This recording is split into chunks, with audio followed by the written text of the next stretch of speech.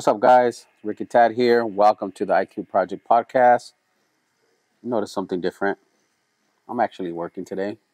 We're not doing the typical podcast setup today. We want to change it up.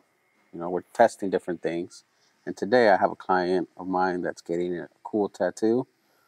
And while she's getting tattooed, I'm going to get interviewed. And I'm going to let you guys know a little bit about me. My name is Rickytatt, also known as Rickytatt, I guess. You guys can find me on Instagram, Rickytatt.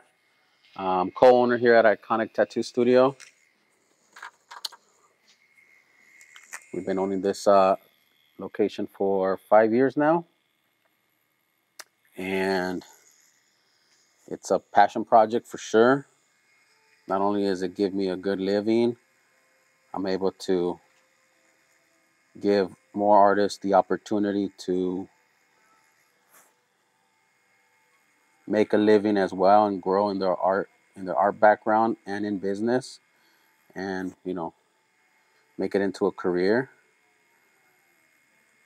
And it's something that I really am passionate about.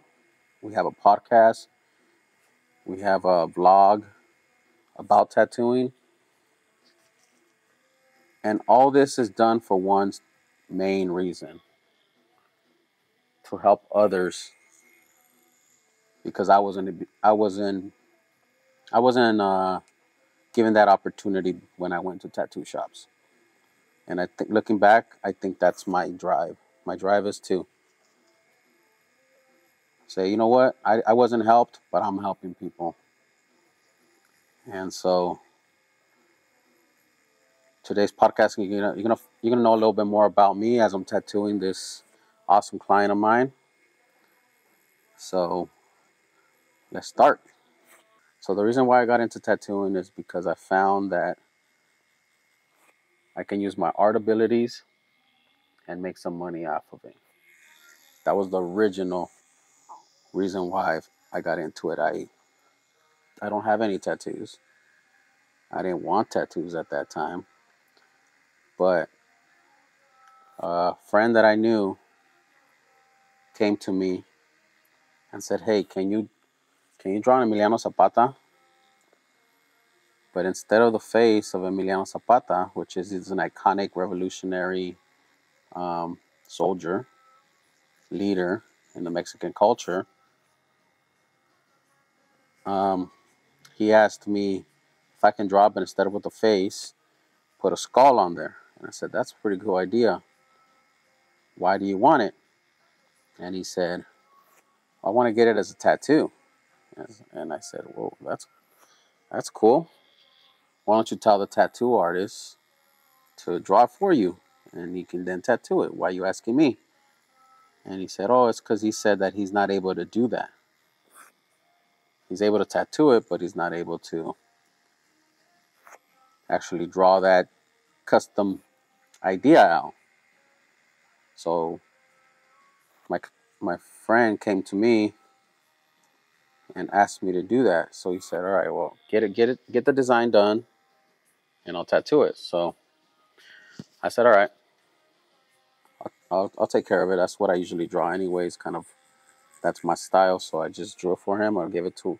Took me about a couple days to just design it. I gave it to him, and he comes back like in a month later, and lo and behold, he has that exact design on his shoulder. And I was impressed. I was impressed that all my markings, all my design approach was tattooed. Really good. And I had no idea that a tattoo machine can make those markings to that level of precision onto skin. So I was blown away. The artist that did it, I don't know who he is, but he was a really good tattooer. He laid in all the blacks in pretty good. It was a really well done tattoo. So not only was I impressed, it got intrigued, and I said, "Wait a minute. this is an opportunity to use all my art into a business, because I asked him, "That's cool, man. How much did he charge you?" And he said something like $600. And I was blown away because I was making $600 in a week at that time, or probably in 2 weeks. I don't remember, but I wasn't making much. And then I had like a revelation where, like, man, well, this is probably where I can use my art abilities into make into a job. I wasn't even thinking a career. I was just thinking a job. And so at that time, this was around 2008, I started researching on YouTube. YouTube didn't have as much tattoo content as it has now. So the few stuff that was out there from some like European artists about contamination, cross contamination, needles, it was really low. It was a small amount of content, but I did as much as I could. I tried to learn as much as I can. Around that time, there was no cartridge needles, meaning it wasn't as efficient. There was the old school coil stuff. So I try to learn my best on how to approach it, because one thing I did want to do is approach it in a professional manner, not this, like, for the lack of a better word, ghetto approach, because I always wanted to do something right. So I did research and I learned, and off of YouTube. I didn't know anybody that tattooed at the time. And so I did that. I bought some machines off of a company that was selling them. I didn't even buy a kit. There was kits, but I just made my own kit based on what I needed. So as an artist, you kind of already know what you kind of need and what you can't, based on the needle groupings and whatever. So I did. Started tattooing my neighbor. He was excited. The tattoo with a name on his ankle. And I was instantly hooked. And so right away, I realized I have to respect the craft. I wasn't doing straight lines. My shading was not good. The skin would get irritated. I was having a lot of struggles in the beginning, and I couldn't figure it out. So I sought help. So I said I probably need an apprenticeship. So I went to like maybe 5 to 6 shops, and they all denied me. Sorry, man, you don't look the part. Sorry, man, your art is okay, but you never tattooed. A couple of them told me, "Oh, sure, pay me $100 a week. I'll show you." So I was getting a lot of negative feedback instead of some positive feedback. So I just said, you know what? I just got to go back to the drawing board and start myself and figure out on the way. And so I did. Eventually, I met one artist that he was working out of his garage. He gave me an opportunity by the name of Iconiq. He's still tattooing. He's an amazing artist now, still. To this day, he was an amazing artist back then. He gave me an opportunity to work alongside with him. So that was kind of like an unofficial apprenticeship, but, you know, I didn't look at it like that. I just looked at it like I can learn from him, and he did teach me some techniques. But that was a very quick experience. And then I just became on my own and started grinding. And I quickly realized that this is a service-based business. So after having experience for 15 years in tattooing, I realized something very important. That a lot of the times clients value more the experience above the tattoo. However, I want to be careful how I say that, because they come to you because they see the tattoo work, your portfolio. They come to you for that, or they come to me for that. They love the work, but they stay as recurring clients because of the customer experience. And I realized that tattooing is not just a hobby. It's something fun. It seems very, you know, very entertaining, very hip, but within all that, there's the hidden stuff you guys don't see, which is there is a full blown business. And so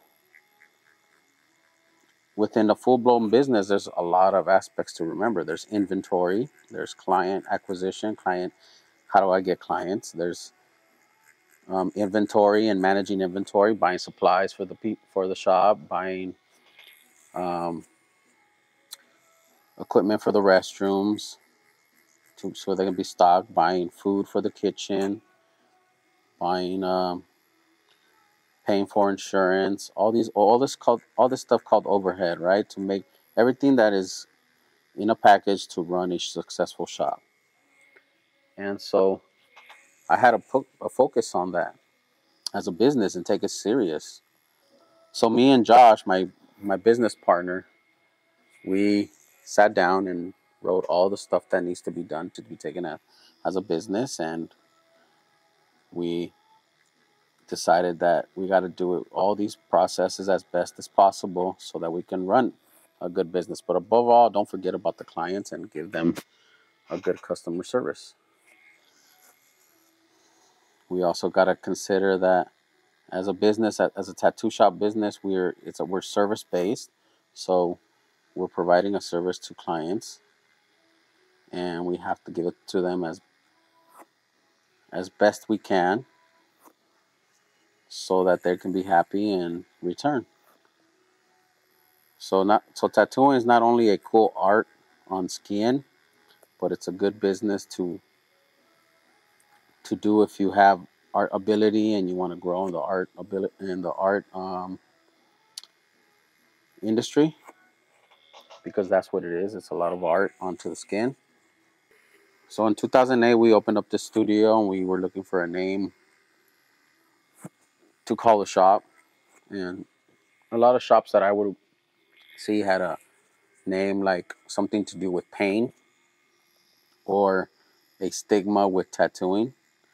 And me and Josh sat down. We said we need to figure out a name that promotes positivity more than the actual aspect of tattooing. So instead of calling it like bloodlines or something like that, or um,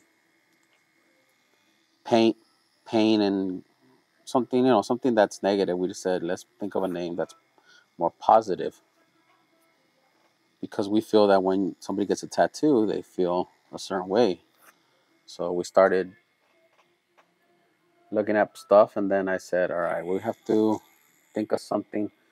If we want to be the best tattoo shop, and maybe not the best in awards or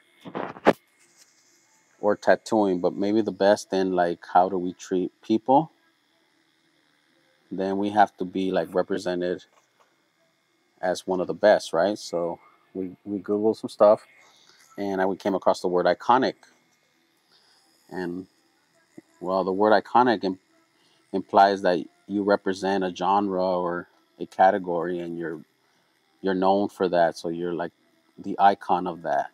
So that's what we thought that name was perfect for us, because we want to represent like high level customer service, so we can be the icon in the tattoo industry, as you know what, this shop knows how to treat people, has a good customer service.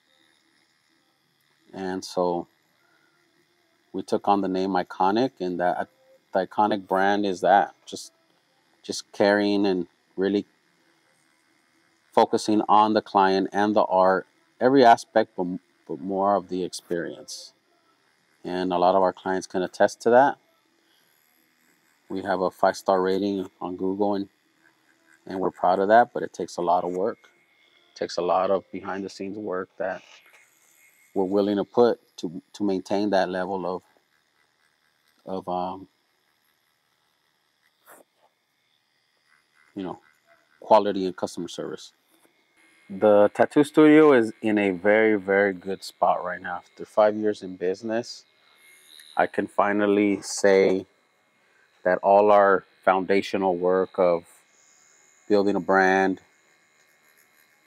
building up a client list, having a lot of good work out there in the local community and beyond is there.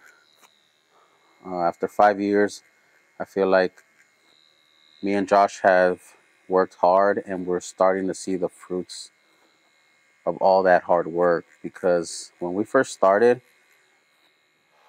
we ignorantly thought, let's just hire a bunch of artists to fill the seats. So we didn't really filter them really well. We just, whoever came to us, let's go, start working. And so as a result, we didn't have the ideal artists that would fit into the way we do business. There were some quality issues with some of the artists. There were some interpersonal skills with some of the artists that we didn't see, and so that was in the beginning. So we quickly learned that if we want to make this tattoo shop successful, we have to build it between me and Josh first. So after we let go of all those artists, some of them quit. We didn't just fire everybody. Some quit on their own for their own personal reasons. Others quit after we had some kind of disagreements.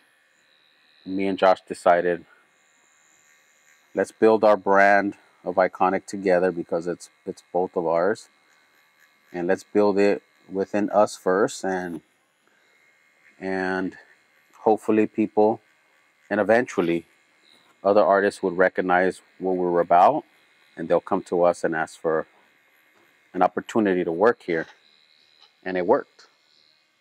It worked. Now we have 7 solid artists, including me and Josh. So we're 7 total working, and we have 2 apprentices that are eventually within the year are gonna be working artists, and we have 2 apprentices that are already working artists. So they are part of the 7.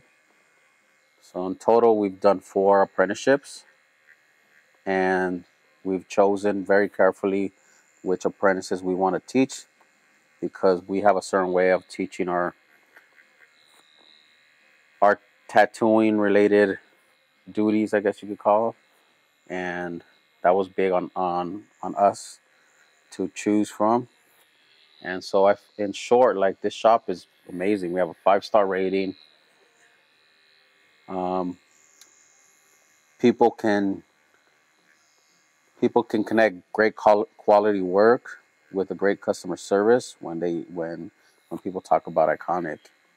Um, and people are talking in the communities about a good tattoo shop. They mention us, and there's still a lot to grow in. So we haven't even scratched the surface. Most tattoo shops that are Iconiq are 30 years or more in the business. We're trying to speed that up and be Iconiq and sooner, obviously, but we respect that it takes time. We are aware that it takes time, so we're not in a hurry for the long term, but we do fast decisions short term, if that makes any sense, because we learn quick, we test things. I think we're the only tattoo shop in the Inland Empire that has a podcast that talks about tattooing, that interviews tattooers, that interviews um, people in the tattoo industry, and even interview people in small businesses. That's an example of what we're trying to do here. We're just trying to build content and be relevant to help our clients have the best information to get their tattoo, because a lot of times what we constantly hear is that it's hard to find a good artist in their city, but there's plenty of good artists in their city. I think what clients are saying is it's hard to come across an artist, and that's what we're trying to do with all this content. We're just trying to let everybody know, hey, we're here. We're willing to help you. We're willing to tattoo some awesome tattoos on you guys. Give us an opportunity, you know, and from then we can move on and continue to grow. So I'm very proud of the team we have right now. We just recently hired our first female artist. Shout out to Vixen Inks. We have a lot of exciting things going on with female artists and a female apprentice. So that's going to be changed the structure of how we work as a tattoo shop. Um, Before it was just all male artists. So now we're definitely integrating some females into this system because again, going back to my beginning of this interview, me and Josh decided to build this tattoo shop to give not only us an opportunity to make a living, but to offer opportunities to other young artists that were closed, that had closed doors when they went to ask for a position somewhere. So we're going to keep that in mind, and we're going to also give females the opportunity. As long as you're an artist, I really believe that you have a place here in Iconiq, and you understand what we're about. And if that's a can and that if that's somebody that you feel you are, just let us know. We're definitely open to meeting more artists. Um, so yeah, let's keep going.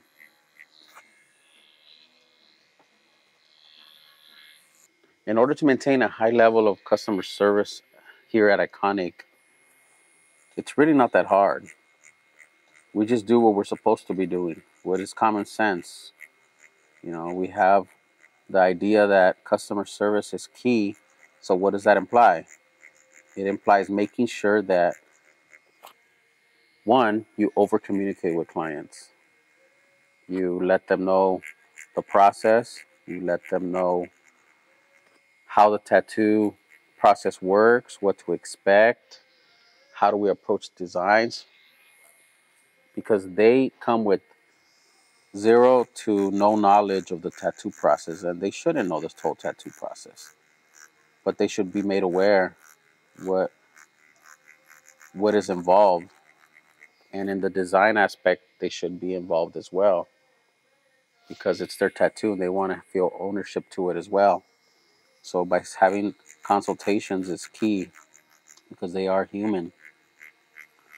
Another another key is also hiring artists that believe in that vision.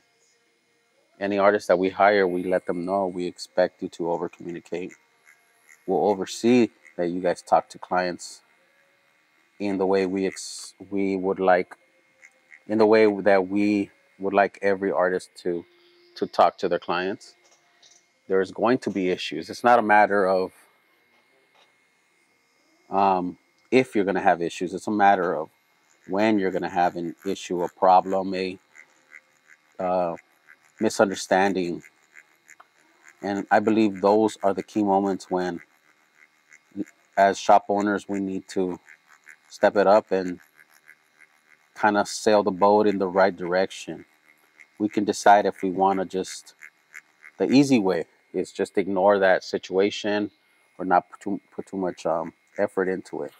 Or we can go the or we can go the the more difficult route of actually doing that extra work. You know, for example, if a if I have a new artist and there's a misunderstanding with the new client and the client's unsatisfied with the tattoo or the experience, I'll be the first to offer to tattoo them to make sure that their experience is fixed. I've done that before and I'll continue to do it because as a shop owner, we feel that we're accountable for all that. If we're going to preach customer service, we should back them up. We should back up our artists. Josh has done the same, not just me. We both tattooed clients to make sure that the experience their experience getting tattooed is what they expect, and we don't blame the artists if they ever do if an issue comes up like that. We don't blame them because we know that they're learning as well. So instead of bashing them or bringing them down, we're there to help them and fix that situation. So that's how we keep a high level of customer service. It's constantly monitoring the shop, constantly, you know, feeling the temperature of it, asking clients, not only our clients that are in front of our chair for me and Josh, but clients that are in the other artist's chair, and ask them, how's your experience? Are you guys enjoying yourselves? How can we make it better? How did you hear from us? How did you hear about us? Uh, all that is questions that we casually ask the clients while they're here, because some of them are here for a long periods of time, and some will just start telling us without us even asking, and that's always awesome to hear. We're always curious. We're always curious about how they perceive the shop. How did they hear about us? Obviously, and doing all those aspects takes work. Takes being here every day. You can't just be a shop owner and come once a week, twice a week, and just like make sure everything's running. I think you have to be involved, just like any other business. You have to be present because there's so small situations. There's so many small situations that could become bigger situations if you're not there to solve them. Because at the end of the day, it falls on you as a shop owner. So, and also have that open communication with artists. That's the last one I would say. I mean, there's many other reasons, but I'm just highlighting a couple. Constantly over communicate with artists. Hey, this situation happened. Can you give me some more information on why it happened? How did you handle it? It's all in open communication, and there's never a blaming approach. It's more of a how can we handle it in the future approach. And putting all those three together is enabled us to be a 5-star shop, and we love it. We're going to continue to maintain that. It's a lot of work, but but that's the challenge, right? Putting in that work because it's a passion project as well. And so we built a very strong team now, and it's because me and Josh decided to have some very important, qualities when we look for a new artist. And number one is you have to know how to draw. I can't stress that enough. I'm sorry. If you don't know how to draw, this is not a career for you. You might you might get away with, stenciling some stuff and tattooing it, and you'll do fine. You can charge a good amount. But if you really want to get into this business and be creative and bring in your own styles, you have to put in that work and draw. Those are the artists that are going to make a name for themselves, that are going to eventually put their signature on any tattoo. So that's one of the prerequisites that we have. You have to be an artist. It doesn't matter if you're schooled from a university or home taught. We just want to see that you put in the hours of learning foundations of art, such as, pencil, pen, you know, acrylic painting, that you understand lighting, you understand shapes, you understand how the proportions, how something relates to another object, one object to the other, how foreground works. All those ideas are art foundations. You know, um, we look at that in order to choose our artists. So, because we're gonna teach you how to implement that art and move it into skin. And if you don't have those abilities, if I tell you, hey, make sure there's a light bouncing from this area, make sure you decide where the lighting is. And if you've never studied that, not only do you have to deal with an irritating skin when you're tattooing, but then you have to decide about layering certain certain ink to create some different textures. And if you've never done that on pencil, then your tattoos are going to look flat. So it all depends on what style too, but for the most part, we're focused on realism here and detail. So that is very, very key in choosing artists. Another one that we look for is how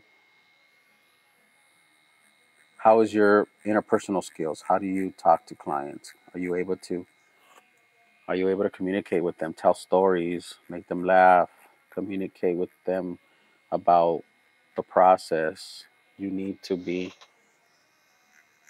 you need to be a people person. This in our shop, if you're not a people person, it'll show right away, and we'll have to have that hard conversation and say, you know what, you have to learn this. If not, then this is not the place for you, because clients are coming in with, sometimes, for the most part, they come with some high stress levels,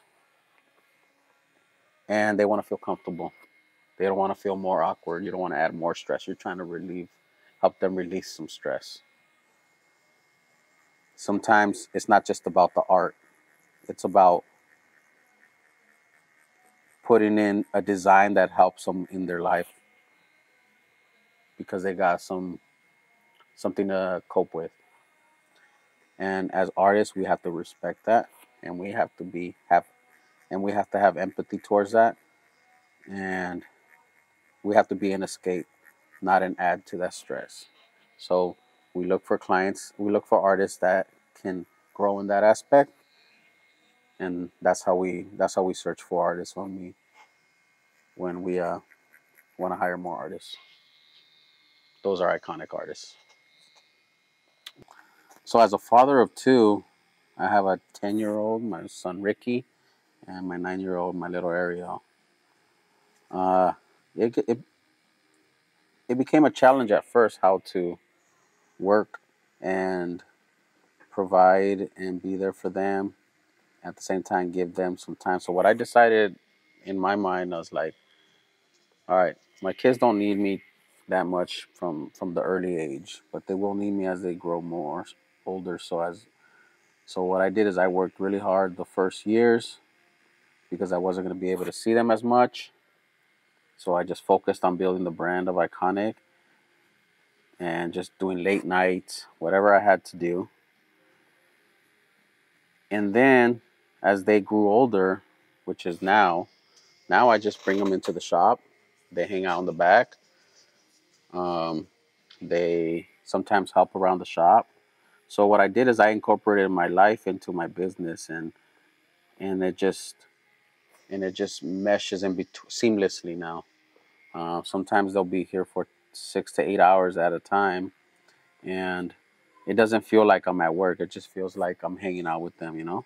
And I decided to do that like uh, 4 years ago. I just decided that that's how I'm gonna design my life around my kids and my wife. With my wife, I helped her put a gym. We both decided that she wanted a business as a personal trainer, so we worked hard to save, both of us, and then we were able to open up a gym literally in the same plaza. So we pretty much live in this plaza for a long time, and it doesn't seem like work. It just seems like we got projects to do. It's really fun, and I recommend people to you know try to do that. Try to integrate their work into their life if possible. The time goes faster. There's always like good moments here. It just doesn't happen at home. But that is because I designed it that way, and I work hard and I sacrificed in the beginning to do something like that. So definitely designing your own life, your own life with your family and your work has some benefits. So part of growing Iconiq and making it the company it is now uh, had to not only be in the studio talking and building clients, but there's a lot of behind the scenes of just posting on social media, um, such as Instagram, Facebook, you know, Google, Yelp.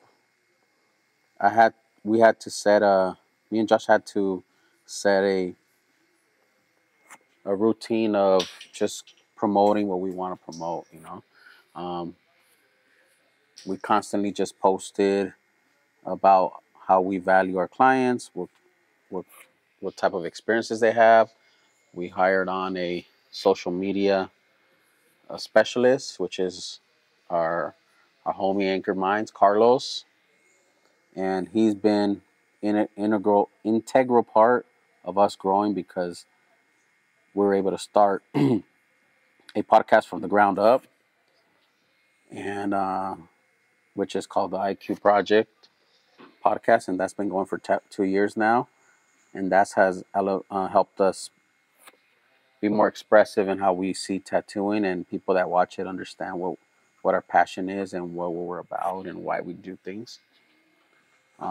Also, we have a blog that films behind the scenes, and then we constantly just post on our stories and what each artist is doing. And overall, it's helped because we were able to get two artists that we have on the team now because of that social media posting, because they were seeing how we were posting, they liked what we were talking about, they understood the values that we talk about, they understood that we're always drawing, that we value art, um, not just not just tattooing and not just the not just the business aspect, but both, right?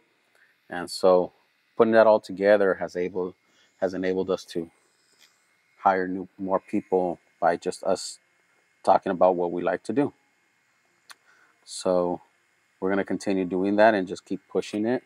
And we're excited to see what the future brings for all of us, and also Anchored Minds being here for almost like 3 years already. So it's a love hate relationship, but